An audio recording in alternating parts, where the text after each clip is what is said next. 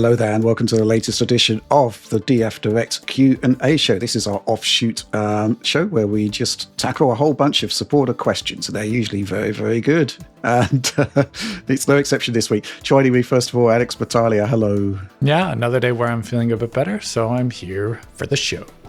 That's what I like to hear. And Oliver Mackenzie. Yes, fresh as a daisy on this Monday night / Tuesday morning / 3 a.m. recording. It should be a fun time for all. Okay, yeah, sorry about that. All right, let's move on to our first question. So this question comes from Patreon regular Darjarco in brackets Dan. Lads, there's a fresh rumor that Sony is going to release a quote-unquote trinity of consoles next generation, not just a PS6 and a Canis handheld, but a Canis console as well. Canis is the code name for the portable APU, by the way. It'll be around $100 less as the lowest price tier device. It makes so much sense that it's shocking that it never happened with the Switch or Switch 2. I wonder if this happens, if it could push Nintendo to do the same and create some quote-unquote cheap console price competition. Surely this makes more sense now more than ever.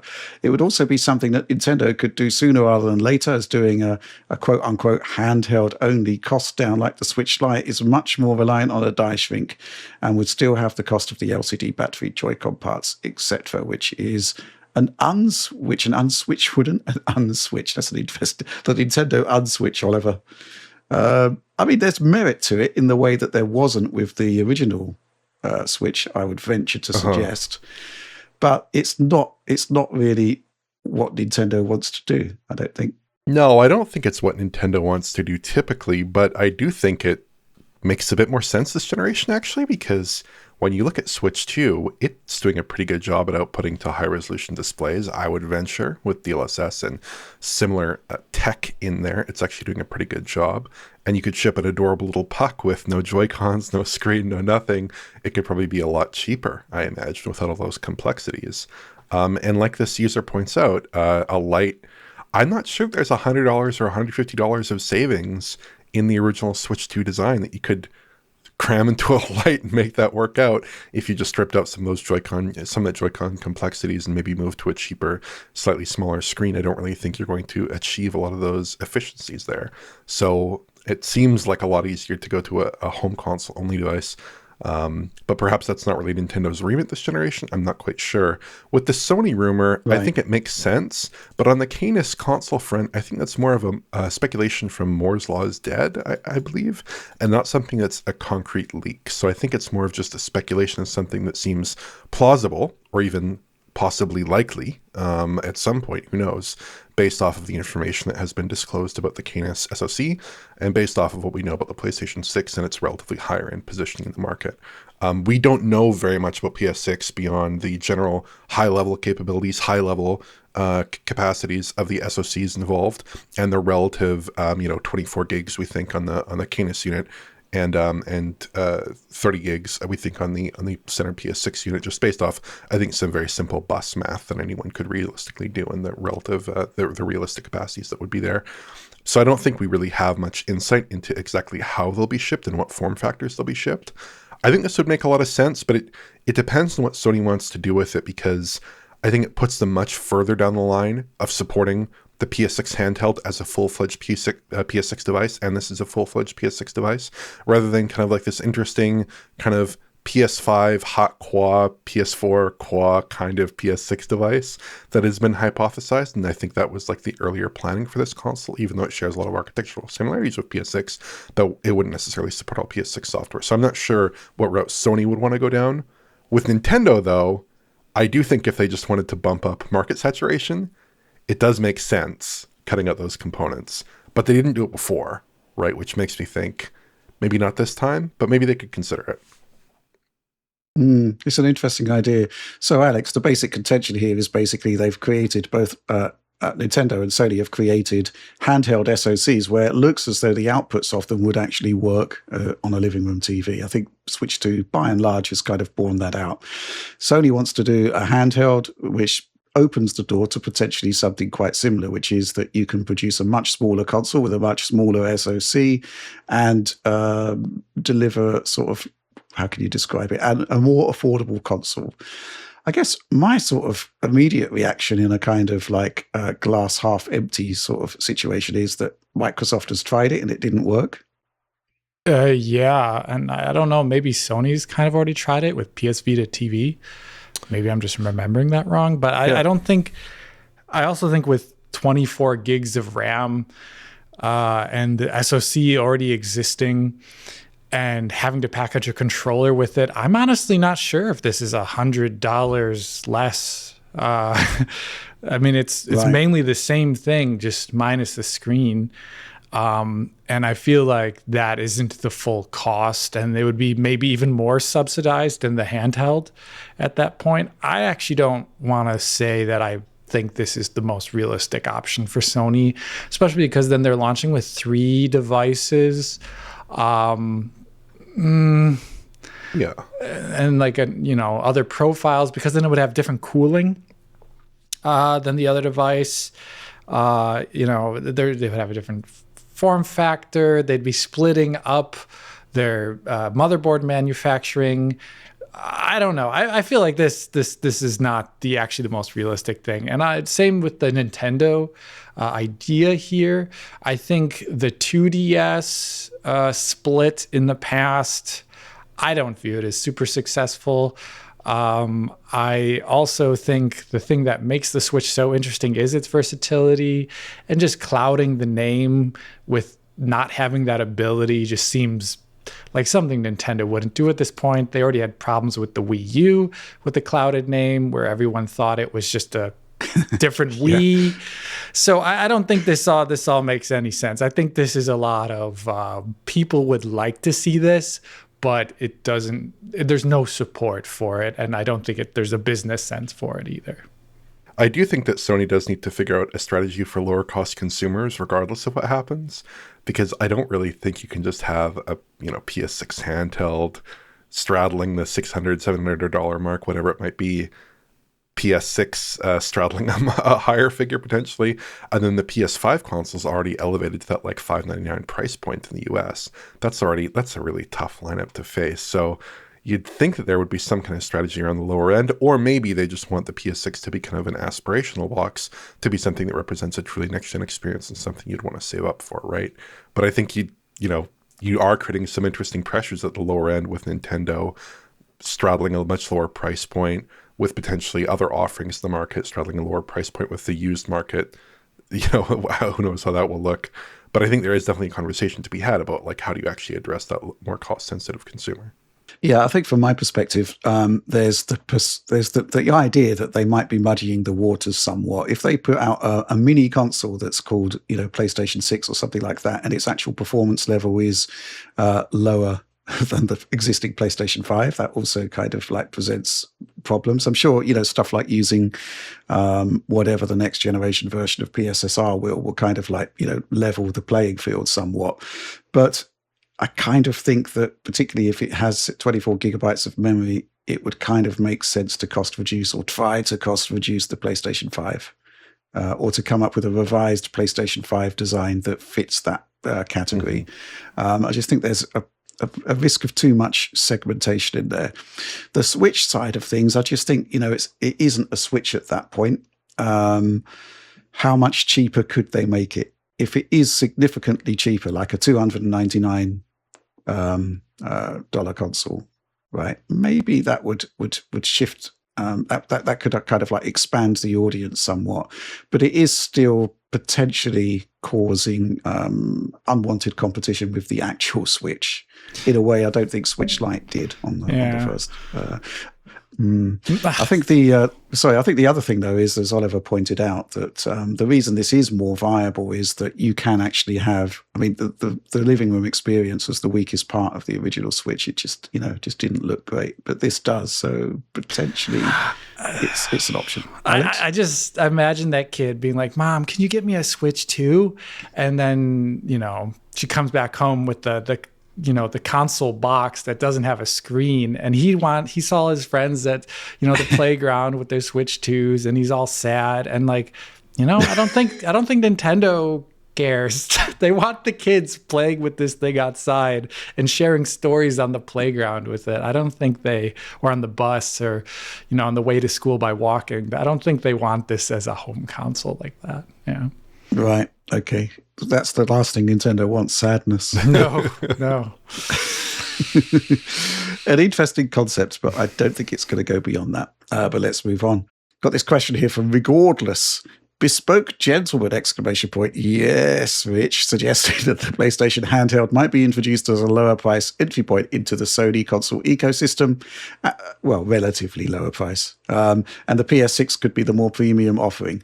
Meanwhile, the Legion Go 2 costs $2,000 now, and Zotac put their Zone Pro handheld release on hold because of the cost increases.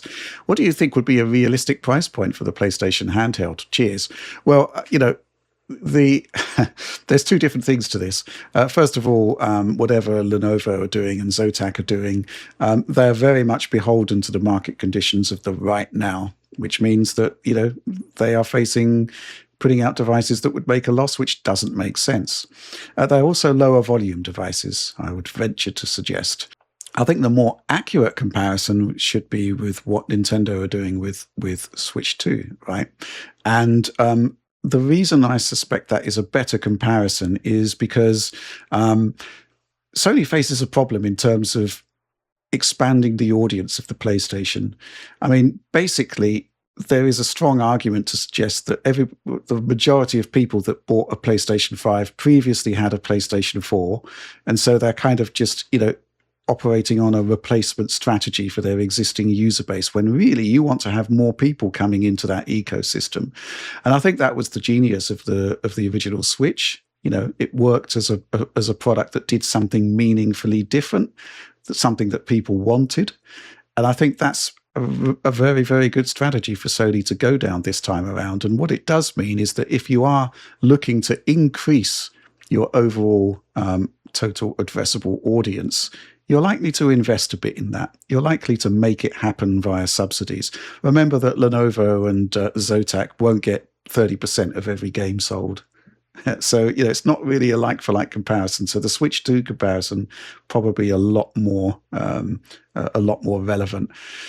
Oliver? Yeah, I think just the fact that Sony is in a position to offer a subsidy is a complete game changer here. Lenovo, Zotac, MSI, Asus, they're not in a position to offer any kind of subsidy. And a PS6 handheld also benefits a lot, I think, from mass production. It's also likely to have a lower end screen than those PC handhelds, I suspect, if I was to venture. Yeah. I guess I think it'd be more Switch 2-like than certainly than like the Lenovo Legion Go 2, which is quite an extraordinary design there. I think it's probably also a less complex design. It's probably a smaller frame, a lower wattage SoC. I think we're hearing reports maybe that it was like 10 watt in the 10 watt range out of the rumor mill. So that would be significantly lower. I could also see them launching with a smaller amount of internal storage, maybe like 512 gigabytes, and then expanding that out with either the new mini SSD standard or micro SD Express, right?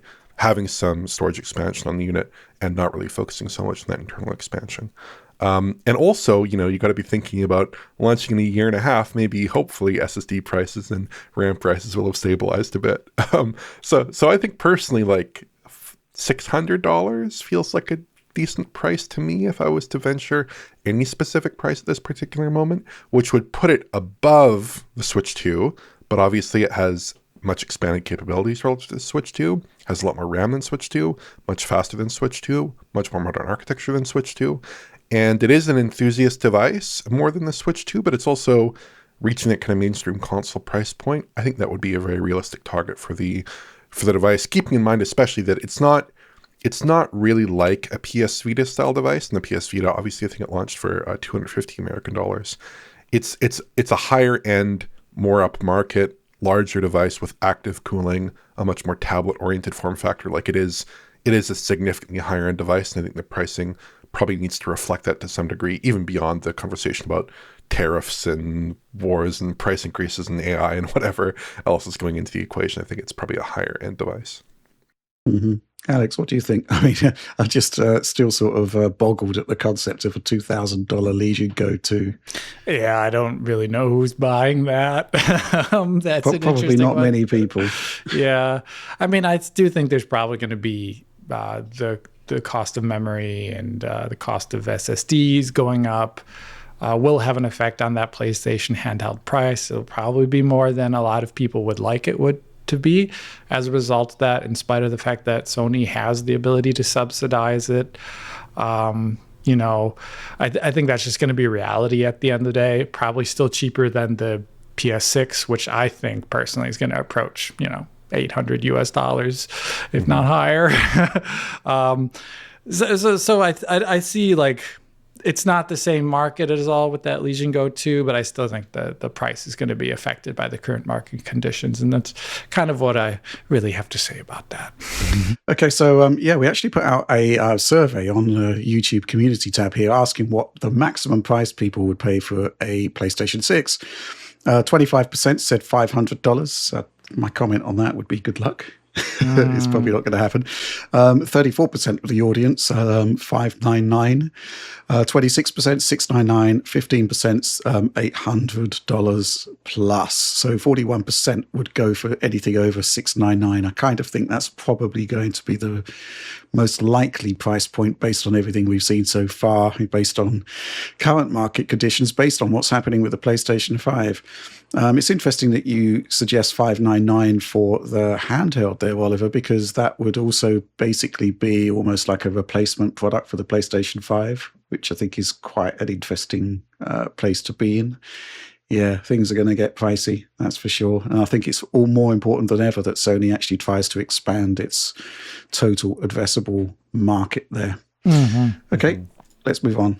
Okay, then. So we got this question from Teasing Hilarity. Hail and well met, Knights of DF! Exclamation point. I'm interested to know who knighted us, but that's probably a discussion for another time. Not sure if you've been following 007 First Light news, but the Switch 2 version has been delayed until quote-unquote later this summer while the other releases remain on time. Is this an encouraging sign of IO Interactive making sure the game is well optimized for the platform, a la the likes of Elden Ring, or perhaps a more concerning one along the lines of Borderlands 4? Thank you for your fantastic work and best wishes! Exclamation point. Alex, what do you make of this? I mean, you know, it could be one or the other, really. I mean, yeah. You just don't know, do you? Sorry, my brain is just like broken by saying Elden Ring and like well optimized. I don't know what that was. I think I was just like, is that the truth? I don't even know anymore. So they've delayed it, and there's reports that the frame rate is better. Okay. I think though the indefinite delay of the First Light is what I recall most specifically here. Is it indefinite later this summer? Summer. I think it was, was it? Oh, it's summer? Okay. Yeah. Well, my bad there. But if I were to guess, this game is ridiculously CPU limited, even on the current generation consoles. I would be very surprised if it maintains like a static 60 on the PS5. These games, I referenced the Hitman ones, like have a ton of AI in them. And this one is going to allow you to actually explode a lot more of the environment and have more physics at any one given time because the game's design is that way. It's not just a systemic thing that might happen. It will happen. And in this case, I think that is already going to be troublesome on like something like a PS5 CPU-wise. I think that is probably the reason for the Switch 2 delay, and I would not make any promises for the developers about how well it will perform in the end product, because we've seen games that are CPU limited on both Switch 1 and Switch 2 that have a lot of problems, I would argue, and then other games that are less, CPU limited that really don't. So in a game like this, since I think a lot of the CPU stuff is related to gameplay, maybe it's a much harder optimization journey than something that is just turn down how many objects are in the environment, turn down the draw distance of rocks or something like that. I think this is a challenge probably. Yeah, I think you're right. I do think it is probably more encouraging that they didn't put out the game in a suboptimal state, that they are spending more time on it. Yes. I think that's kind of like a good thing. I concur with you because here's the thing, like Hitman, World of Assassination isn't actually that CPU intensive. However, the benchmark has got a CPU intensive area where it's set within that manner, I think, within the second mission. And basically all the books are flying out and everything's going haywire. And that is very CPU intensive, but you don't really see it in the game. The thing about, from what we've seen of 007 First Light, is that there is a lot of physics involved. There is a lot of stuff kicking off. And it is fundamentally going to be the same engine, obviously one that's been enhanced.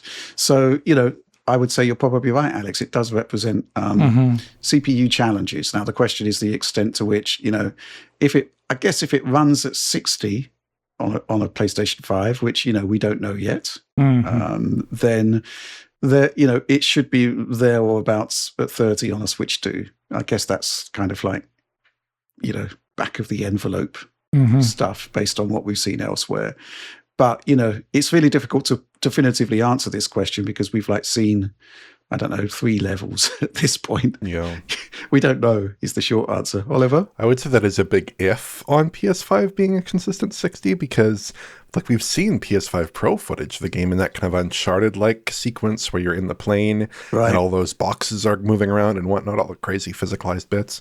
And it's sub 30. It's well sub 30. It's probably 17, 15 FPS. That's crazy low. Now, obviously, that's pre-release footage that was released several months ago, I believe. But obviously, that's not ideal for a game in this condition when you're launching it on Switch 2. And I think it's just a bit of a tough ask here, potentially. But on the upside, on the graphics rendering side and not so much the CPU simulation side of things, the game doesn't really rely on ray tracing, I don't think. There's no continuous LOD system or whatever. You can look at the game's PC specs, and the min spec there is a GTX 1660 or pretty meager GPUs that obviously don't support ray tracing. Quite old GPUs there. So in theory, it seems like it should maybe have more scalability on the graphics side than something like Borderlands 4, which was obviously very problematic on that side, just to start with.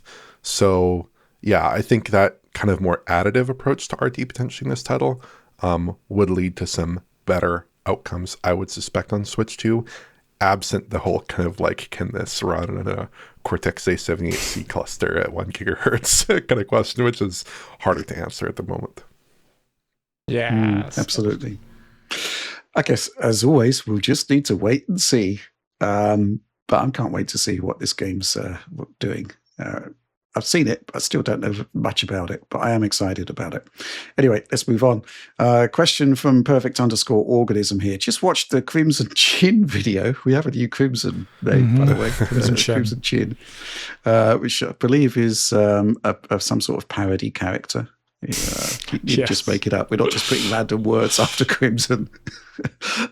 Just watched the Crimson Chin video, and I think I'm right in saying that Xbox Series XX games seem to, on average, have more screen tearing issues than on PlayStation 5. Am I chatting ball stutter here? And if not, is there a reason for that? And I can tell you, perfect_organism, that there is a reason for that. Yeah. And it's not a bug, it's a feature. Basically, the consoles have libraries for frame rate limiting, or kind of how they approach VSync, to be more specific.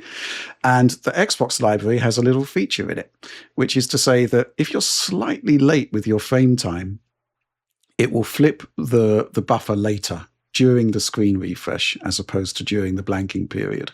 So, in theory, you've got 16.7 milliseconds to do a frame at 60 FPS. But if you're at 16.9, should you have to wait another 16.7 milliseconds to see that frame, or should you see it sooner?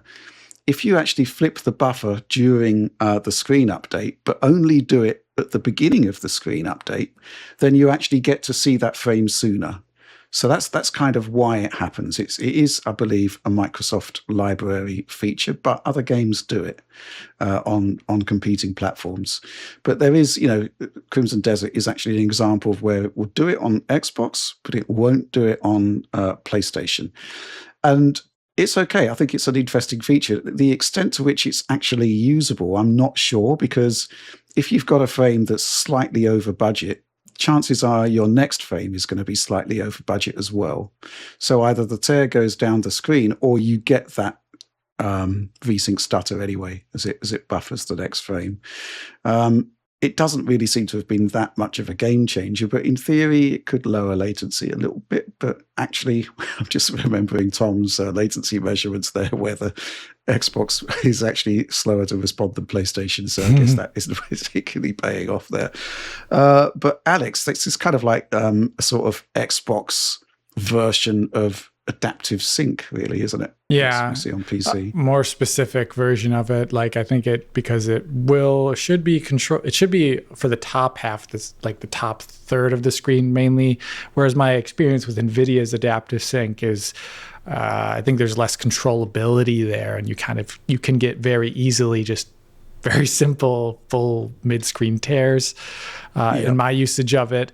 Here, I feel like the utility of this option, which may or may not be the default VSync option on Xbox for all I know, actually, when you like call the library, maybe the like recommended one, because I might have been the recommended one from the 360 era. Or even the Xbox One era. That's when I think the first time this popped up was Xbox 360.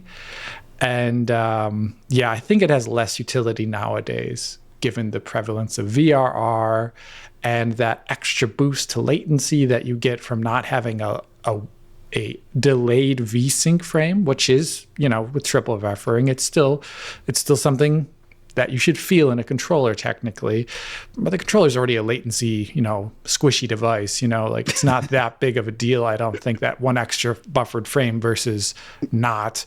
So I feel like this has lost its utility. And if anything, it just annoys people when they see screen tearing. So I kind of feel like triple buffered VSync is what I'd prefer most developers use these days. Or even with the latency hit. I mean, for users that don't have VRR screens, yeah, I guess maybe if they have a VRR screen, you should be running a different paradigm altogether, and not relying on just this per default. So yeah, I kind of feel that way because I also like this person here, Perfect Organism. I feel like screen tearing is an issue. I think it is not very pretty looking when you see it. Yeah, it's a bit 2000 and late. I thought we're sort of beyond that now. It's like I always think of the mid-90s when I see it, because a lot of games in the mid-90s could not be vertical synced, especially on PC. They just didn't have that ability, especially like with DirectX. And I always think of mid-90s games, not even like early 2000s. I was forcing VSync already on every title I could, but mid-90s. Well, back in the 80s, the ZX Spectrum would have screen tearing simply by virtue of the fact you're just mucking about with memory during refresh all the time. Yes, so it's kind of like it's just there. It's a big artifact from days yore. Oliver, is it time to just see an end to tearing altogether? I mean, Nintendo doesn't allow it. Yeah, there are no Switch 1 and Switch 2 games with tearing. Nintendo will not let you ship a Switch 1 or Switch 2 game with tearing, which is pretty cool. Also on the Apple platforms, on the phones, I know that VSync is enabled, is forced by default. When you're tearing in games like this, it indicates you're dropping frames, which you don't want to see anyways, right? So ideally, we wouldn't be having this behavior. Yeah, fair point. But yeah, there are a number of games. One that comes to mind would be Doom the Dark Ages, which does tear at the top of the screen in the Xbox consoles, or at least it does in Series S, which does drop frames. But on PS5, when it drops frames, it doesn't do that. We do see that across a variety of games. It's more like a weird quirk at this point, I think, than something that fundamentally shapes the experience, because it's not really full screen tearing. For the most part, games are hitting the refresh targets, and a lot of gamers now are on VRR, especially the enthusiast gamers who tend to notice these kinds of problems. I feel like they're generally on VRR, so hopefully it doesn't matter too much. And it is, I think, like you pointed out, kind of an anachronistic relic of an era where we didn't have VRR, and maybe games weren't so keen on hitting that 30 FPS or 60 FPS target so often, and you did have some tearing. Like in the older 360 era titles where this technique was pioneered, like Alex pointed out. I'm intrigued by the phrase ball stutter. I want to use it more in conversation, but the more I think about it, the more it makes no sense whatsoever. I don't know what it means. But thanks for bringing it up. Let's move on. Okay, we've got a couple of questions here related to how exciting, or rather how not exciting, consoles may be at the present point. We're going to kick off with this one from K-Back in block capitals. Dear digital overlords, hear me! Exclamation point, please. I suppose the various forms of entertainment available now do form significant challenges to holding the attention of the masses and bringing in new people into the console landscape. But do you also think that the console world is currently just incredibly dull? and lacking any excitement to draw people in like the Golden Age. The industry feels like it's lost its cocky swagger and bravado and doesn't really know what to do. Competition, next to non-existent. Every console is just a PC stuffed into a box with similar specs. So they're largely the same. Most AAA games look the same without any risks taken, and largely it feels like most companies are simply viewing their customers as a cash point from which to extract as much money from as possible. What do you think the solution is? Anxiously Chrono Triggered has a similar point. Hey, masters of the digital universe, I've been thinking lately about the 5th and 6th console generations, how many original experiences they provided, and how it's the antithesis of what's happening now with Unreal Engine 5. Developers mostly had to use bespoke engines, and each piece of hardware limited them in ways that actually boosted creativity. Now most developers have access to an engine that promises a lot, so they go all in with it, often without thinking about hardware limitations. What do you think? Cheers! Exclamation point. I'm going to go to you first on this one, actually, Oliver, because I think there is actually a fair point in this, in that the diversity of games and the budgets that are going into them. Well, first of all, the diversity is kind of like, I'd say, more limited than previous console generations. But secondly, the investment level that's going into specific titles has ballooned. We were talking about this with Pragmata in the main direct this week, how Capcom seemed to have struck the balance where other people haven't. But I kind of get the idea of what K-Back is saying here. It's been really a long time since there was a console reveal, a console title reveal that was like, you know, Assassin's Creed back in 2007, where you're actually seeing a console doing things that we'd never seen before. What do you think? Yeah, I think that in general, there is a lot of risk aversion in games. There's so much investment in games. The idea of like pioneering totally new styles or doing totally radical new things with technology, it's kind of a thing of the past, or at least it has been recently. And there's also just the reality that like the intricacies and realities of real-time rendering mean that we're kind of hitting a point where it's harder and harder to deliver those really compelling visual leaps. And it's also harder and harder to do it in the hardware sense. And we're seeing enormous maturation in that industry as well. Basically, when you're building a console, you have realistically probably 3 choices of vendors to go to: AMD, Intel, or NVIDIA. Realistically, perhaps for some devices, you could go to Qualcomm. Maybe you could beg Apple to get their graphics IP or whatever. I don't know. But realistically speaking, you have a very limited number of developers, a very limited number of vendors to go to. And obviously the developers who are targeting those consoles are using similar tech, and oftentimes are using commodity engines like Unreal, which impart a certain look, a certain feel, a certain structure on a lot of contemporary games, which is certainly a big issue. I think the solution has to be next generation. It'll come from new rendering techniques. It'll come from advancements in machine learning and things like that. I think it'll have to come from new areas of rendering that so far are unexplored or underexplored, I would suspect, in contemporary console hardware. But yeah, I mean, it's just a hard problem because you have these gigantic games that are made with so much money, built on rendering paradigms that don't necessarily scale hugely well, and built on commodity hardware that no longer surprises people or excites people because, you know, Mark Cerny is coming out here and basically saying we're just going to do RDNA 5, everyone, which is also going to be in the PC and also going to be in the Xbox, and you're going to like it because we don't really have an alternative. There's no thought of, like, I remember on the PS4, they were talking about maybe, we had this exotic design which had like over 1 terabyte of memory bandwidth or something like that, over 1 terabyte per second of memory bandwidth. They had some exotic designs back in the day that they were working on, and certainly like when you look at the design of the graphic synthesizer or something, the design of that part looks radically different than the design of the PlayStation 5's GPU, just because the context is totally different. The kinds of vendors who can offer that technology are totally different. And the size of the team that you need to develop a product like that is totally different. So just a very different environment for gaming than it used to be. What do you think? Is K-Back on the money here, Alex, or is he talking bull stutter? Not bull stutter. I think this is something that we have talked about on the channel for years. We always say the AMD grab bag is a bit boring for console competition, and let alone what the end product is capable of in your imagination. You know, like, I do think the Xbox 360 PS3 era, in spite of all of its stumbles, so many stumbles, don't get me wrong there, at least really excited me, even as a PC gamer at the time. I remember just looking at the spec list and being like, these are so radically different.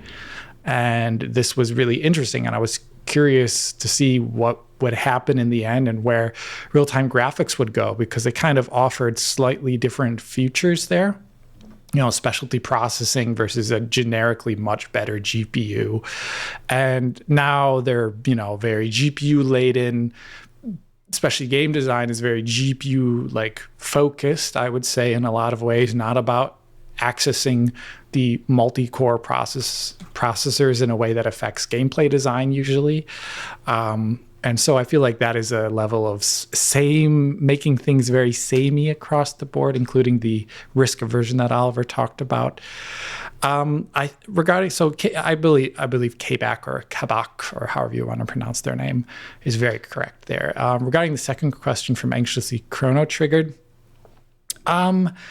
it's not like developers in general, I would say, are making this mistake or something of not caring about hardware limitations, like just generically across the board.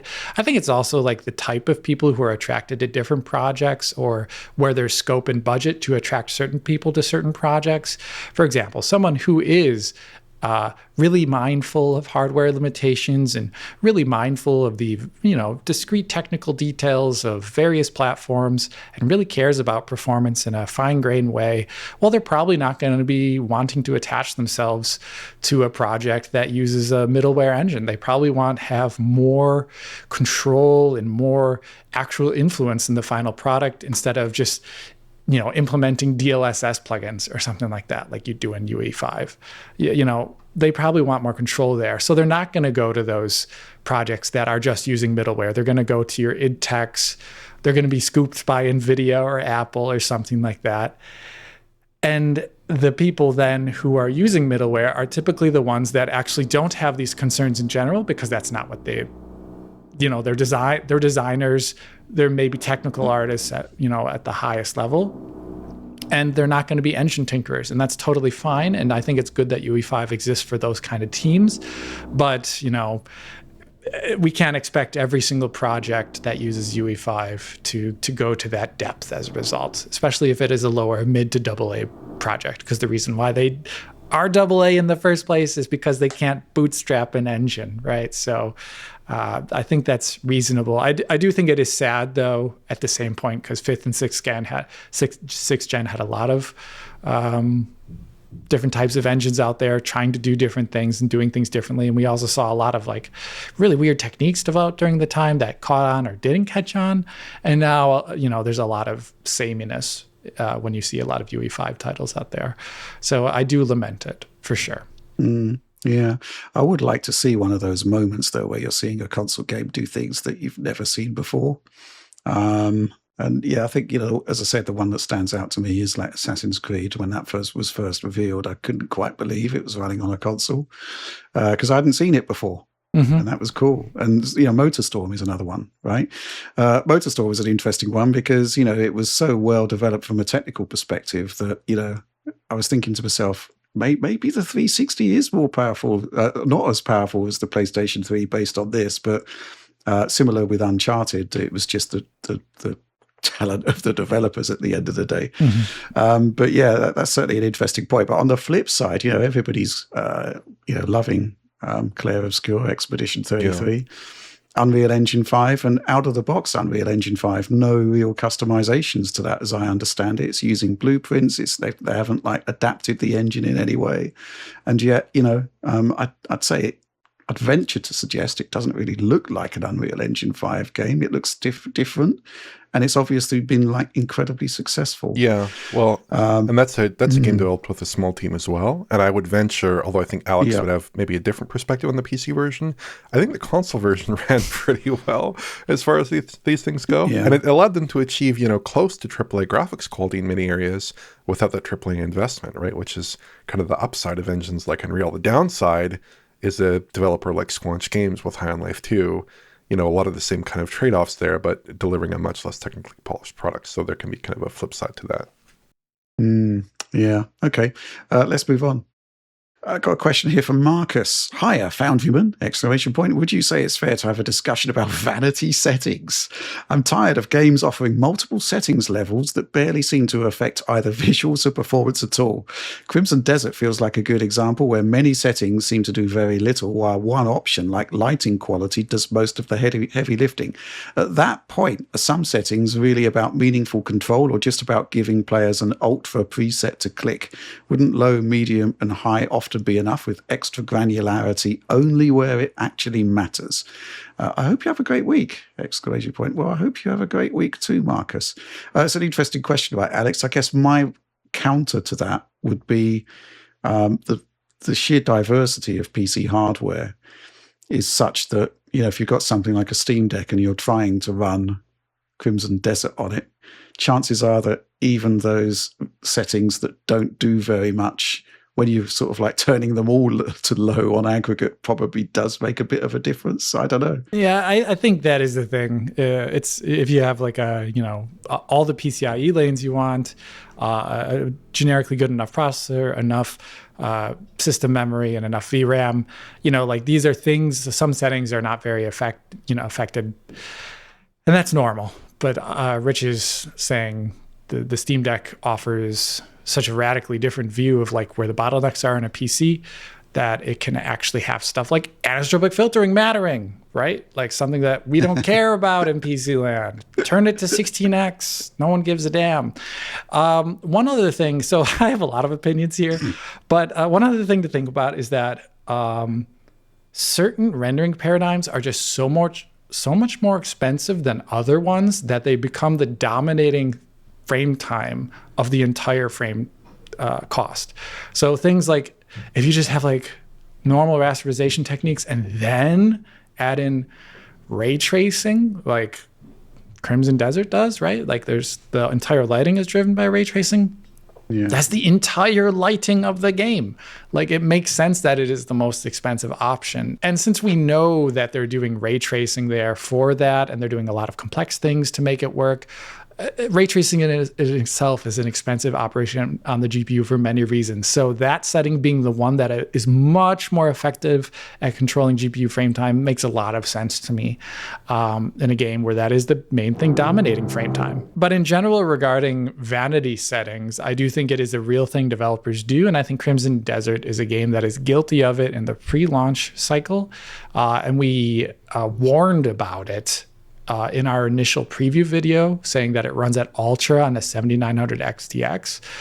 We hinted at the fact that not every game's Ultra is the same Ultra, and them saying that it runs at Ultra doesn't really mean too much at the end of the day if you don't take into account like image quality and exactly what's happening under the hood, because one game's ultra is another game's low, and we see that kind of with a game like Crimson Desert. I'd say that is a bit more advanced, but I thought we saw it with a game like Battlefield really well, where that game's ultra kill settings or whatever they called them, those were like the medium of another game. If you looked at stuff like shadow quality or Arc Raiders, which I really think had really poor shadow quality in a lot of ways, like really bad shadow quality, and that game was cranking it up to ultra or epic or whatever.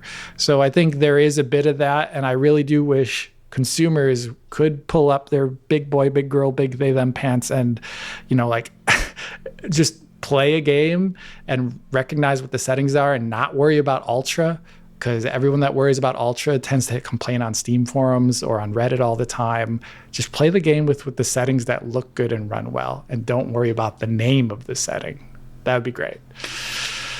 Here's my idea, Oliver. I don't know what you think about this. I mean, basically, developers know what's expensive in terms of each of those settings because they make the call for the console versions, and they choose whether it's going to be like hybrids of medium or high, or just, ultra or whatever. So, I don't understand why there couldn't be a series of, a calibrate button. Yeah. So, you press a calibrate, you press the calibrate button. It basically understands what your GPU is capable of relative to what they've already decided on the consoles. And then, they basically come up with recommendations. I guess the concept of what resolution you've chosen might cause problems there. Or maybe it could actually say, we recommend this resolution and these settings for your GPU based on our internal profiling. I do think that, but certainly based on the experience I had with Pragmata on PC, where it looks like a really good port, except you never know when the issue of the 8 gigabyte frame buffer limit is going to cause a problem. If there'd been a calibrate button, I would be a lot happier, I think. What do you think? Certainly if there was this option in games to profile your GPU, or even just look at the GPU family, I think you could probably reasonably assume that any X70 class card, X80 class card is probably of a similar mileage to another. If you're just able to get the GPU ID out there, and do some kind of inference based off of that, I think that should be fine. But yeah, on PC, I personally tend to just look at low, medium, high, ultra, just kind of pick a spot there and not really concern myself with too many other settings. The only exception would be something like a ray tracing toggle, right? Which is a little bit more of a, potentially there be Dragon's option, as Alex suggested. But in general, I think that, yeah, people should just be picking low, medium, high, whatever. They should be targeting a resolution that looks good on their monitor, or is their monitor's native resolution. They should be using upscaling. There are probably a number of adages that you could just apply across the board, and then just kind of start with medium for something that's hopefully going to ape the consoles pretty well, and just scale it up only if you really have the GPU time to do so, because medium in most cases is going to give you the visual experience you're going to want with anything below the high end of graphics hardware, I would venture. Okay, interesting idea. I'm just thinking about where the optimized settings have landed, though, and it's usually a sort of combination of ultra, medium, high. Yeah. It's more complicated than that for sure. But ideally, it is more. Absolutely. Okay, let's move on to the final question. And it's from Dylan. I have a solution for the question of graphics settings on consoles. That sounds ideal for you, Oliver. Add a bunch of settings that don't actually do anything. A placebo. People will have the illusion of control. They can make this. Do this now. Oh, they can do this now. I'm not sure what that means. Exclamation point. YouTube videos and not cause harm. It's brilliant. The only problem is you would ruin it by telling it to everyone. Yeah. Well, it's funny because, sometimes you do actually get settings that literally don't do anything. And they actually turn out to be quite time sinks for us, because it's surely it's got to do something. What's going on here? Surely, I guess Cruise and Desert on Xbox had the VSync on off toggle that didn't actually do anything at launch. Right. It just didn't do anything.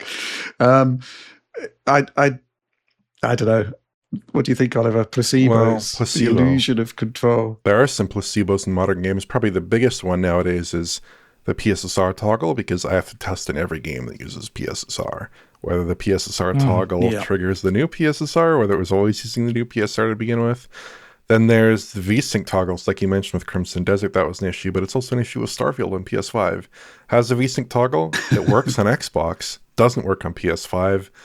Don't know how that got through, but it does not do anything on PS5, which is unfortunate. Although, as per our conversation over here, I don't really think it has a lot of utility necessarily in a lot of cases. But I think in general, this question just hurts my feelings. Please don't do this, because I think in some cases when you ship all these settings, not only are you confusing the user, but I think you're also you kind of know that maybe the product isn't fully baked, where it's there's a deflection almost involved in, have you tried all the settings permutations, and maybe we'll give you options to make the harder compromises yourself instead of making them ourselves, as we would with a finished kind of product, consoleized product of a game. And I think you do see that in games like Crimson Desert a bit, or with Starfield, where there are just so many permutations, and they kind of know fundamentally with Crimson Desert, they are very CPU limited. So what kind of compromises do you want to make? What kind of compromises do you want in terms of consistency? Things like that. Likewise for Starfield, right? They know they have hard choices to make, and they don't want to make them as a developer in many of those cases. Whereas if you look at a game like Doom: The Dark Ages, which I would say is pretty ideal for console configuration, it just has one graphics mode. It's 60 FPS. They're very proud of it. They know how it runs. They know how they want the game to be experienced. They don't want to compromise on fluidity, but they also don't want to compromise unduly on graphical quality. And they know they can deliver a 60 FPS experience that's solid, 99% of the way through. So that would be my preferred approach, is just shipping one mode. And if not shipping one mode, then certainly just like shipping modes based on frame rates, right? I think that makes a lot of sense, because there you're picking visual targets for individual frame rates, 30 FPS, 40 FPS, 60 FPS, whatever they may be. And you are making appropriate choices per the frame rate targets that you're setting. And the gamers who are playing your game will have a legitimate interest in different kinds of levels of frame rate fluidity. And I think that preference can be expressed by the gamer and they can make that choice, but you should make choices as to what those settings look like for each given frame rate target. I think that makes the most sense for console software. Mm-hmm. Yeah, there is a kind of semi-placebo setting on the consoles, which is the dashboard. When you set the resolution on the dashboard, there's a lot of people out there that think that setting the dashboard resolution sets the resolution of the game. So you lower it and then the game performance gets better. And generally it doesn't. But then kind of annoyingly spoiling that argument is, the games like Hitman World of Assassination on Switch 2, where it actually did change the performance level. And I think actually I haven't actually checked it yet, but we have had reports that changing the dashboard resolution on PlayStation 5 changes the resolution of Crimson Desert, which I guess I should look into at some point, which adds further permutations, but also robs you of choice to a certain extent if your dashboard is overriding your settings that you've made in the actual game. But certainly an interesting thing there. I guess the other placebo, of course, is when a game developer puts out a patch and there's kind of nebulous performance improvement gains in there where 9 times out of 10 there isn't.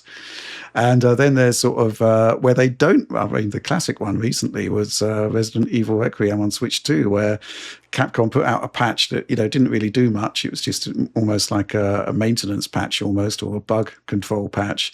And suddenly, a bunch of people thought it was rendering at 4K with improved hair rendering, which kind of illustrates that placebo is a powerful thing. But yes, Dylan, no, this shouldn't happen.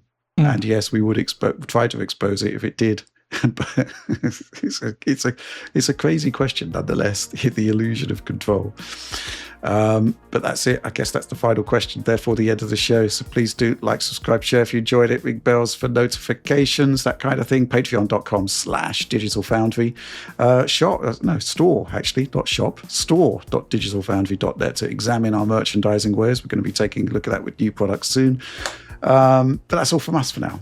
Thanks for watching and supporting Digital Foundry, and we shall see you in next week's Direct, I guess.